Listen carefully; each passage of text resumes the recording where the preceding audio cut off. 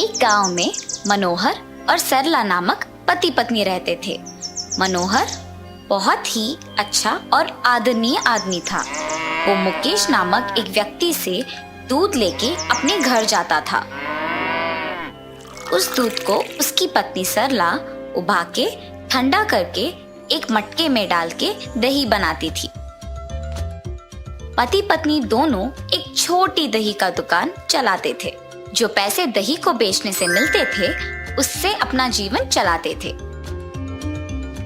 ऐसे ही थोड़े दिनों बाद उनका दही का व्यापार अच्छा चलने लगा और बहुत लोग उनसे दही खरीदने लगे। उसके पास दही बहुत जल्दी खत्म हो जाने के कारण बाकी लोग खाली हाथ वापस घर चले जाते थे। अगर मैं मुकेश से ज्यादा दूध लूंगा तो किसी को हमारे दुकान से खाली हाथ जाने की कोई जरूरत नहीं होगा। मुकेश, मुझे ज्यादा दूध की जरूरत है, तुम्हें आज से ज्यादा दूध देना होगा। जरूर मनोहर, उसमें क्या है। ऐसे मनोहर को जितना जरूरत था उतना दूध लेके वो घर वापस चला जाता था। मनोहर का व्यापार अच्छा चल रहा होगा, इसीलिए वो ज्यादा दूध लेके गया। मेरे दूध का व्यापार में कोई तरक्की नहीं हुआ। मुझसे सबसे ज्यादा दूध तो मनोहर ही लेता है, इसीलिए अगर मैं दूध में पानी मिलाऊंगा तो उसे कोई शक नहीं होगा। जैसे उसने सोचा वैसे ही अगले दिन वो मनोहर को देने वाला दूध में पानी मिला के देता है और सरला हर रोज की तरह उस दूध को दही बनाती है।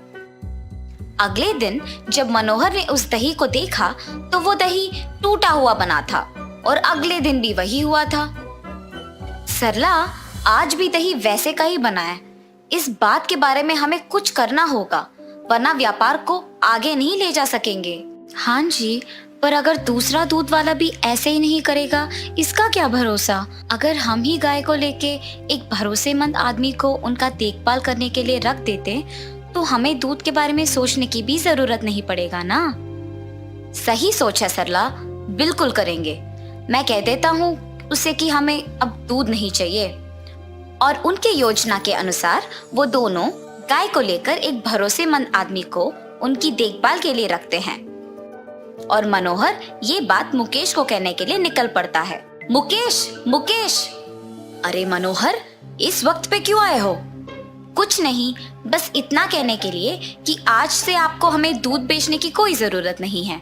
ऐसा क्यों? क्यों नहीं चाहिए दूध तुमको अब से? क्योंकि अब हमारे पास गाय है और उनके लिए एक रखवाला भी है। ऐसे कहकर मुकेश वहां से चला जाता है।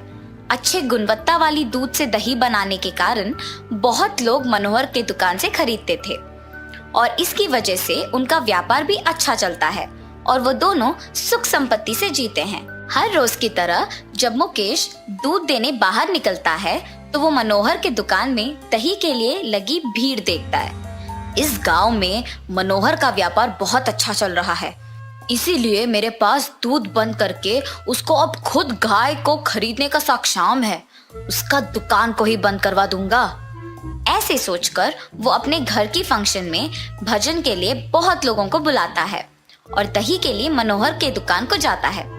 मनोहर, मुझे एक मटका भर दही चाहिए। उतना दही क्यों मुकेश? मेरे घर में आज भजन है तो सबके लिए भोजन भी है। ऐसे कहकर वो दही लेके जाता है। घर जाते ही मनोहर के दिए हुए मटके का दही को दूसरी बर्तन में खाली करके मुकेश के दूध मिश्रण से बनाए हुए दही को उस मटके में डालता है। उसी दही को भोजन में सबको परोसता है। वो खाने के कुछ ही समय में सबको पेट दर्द करना शुरू हो जाता है और उसी समय पे गांव के जमींदार भी वहां आते हैं। सबको दर्द से तड़पते देख पूछते हैं, क्यों तुम सब ऐसे तड़प रहे हो? क्या हुआ? जब से यहाँ का दही खाया है तब से ऐसे ही तड़प रहे हैं। मुकेश, दही में क्या मिलाया तुमने? वो खा के ऐसे क्यों तड़प रहे हैं सब? प्रभु, मुझे कुछ नहीं पता। ये दही मैं मनोहर से खरीद लाया। सैनिकों, तुरंत मनोहर को मेरे पास लाओ। जमींदार की आज्ञा के अनुसार सैनिक मनोहर को उनके पास लेके आते हैं। मनोहर के साथ साथ उसकी पत्नी भी उसके पीछे जमींदार के पास आ पहुंचती है। क्या तुमने मुकेश को ये दही बेचा? जी प्रभु। तुम्हारे बेचे हुए दही के वजह से यहाँ सब दर्द के मारे तड़प रहे हैं। तुमने इसमें क्या मिलाया? मैंने आज बहुत लोगों को यही दही बेचा है, उनको कुछ नहीं हुआ। मैं दही में कुछ नहीं मिलाया प्रभु, मुझे पता नहीं ये कैसे हुआ। जमींदार मनोहर को बंदी घर में बंद करने की आज्ञा देते हैं और सैनिक उसे ले जाते हैं।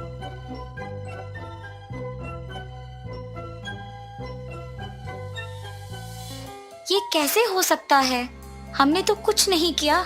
क्या इसमें मुकेश का हाथ है? ऐसे सोच ही रही थी कि उसके सामने से मुकेश अपने घर जा रहा होता है। अगर मैं मुकेश के पीछे चलूं तो शायद कुछ पता चलेगा और इस समस्या का हल मिलेगा। और वो मुकेश का पीछा करती है। मुकेश घर जाके अपनी पत्नी को मनोहर के साथ किया हुआ बताता है। सरला सच सुनकर वहां से जा रही होती है कि बगल में छुपा दही का मटका उसे दिखता है। अरे, ये तो हमारे दुकान का दही है। इसने पूरा दही दूसरे मटके में डाल दिया। मुझे अभी ये बात जमींदार को बताना होगा। और ऐसे ही वो दही का मटका अपने साथ लेकर जमींदार को दिखाकर सब सच समझाती है।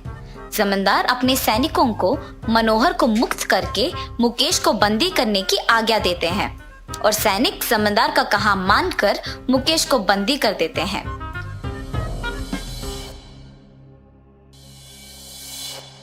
मनोहर का व्यापार मुझसे भी अच्छा चलने की ईर्ष्या से मैंने उसके दुकान को बंद करवाने का योजना बनाया और उसके बजाय खुद मेरा दूध का व्यापार खो के यहाँ बंदी हो गया। ऐसे उसको अपनी गलती का एहसास होता है। अपनी पत्नी की होशियारी और बुद्धि से मनोहर को बचाने के लिए वो बहुत खुश होता है और दोनों हमेशा की तरह अपना दही का व्यापार खुशी से करते हैं।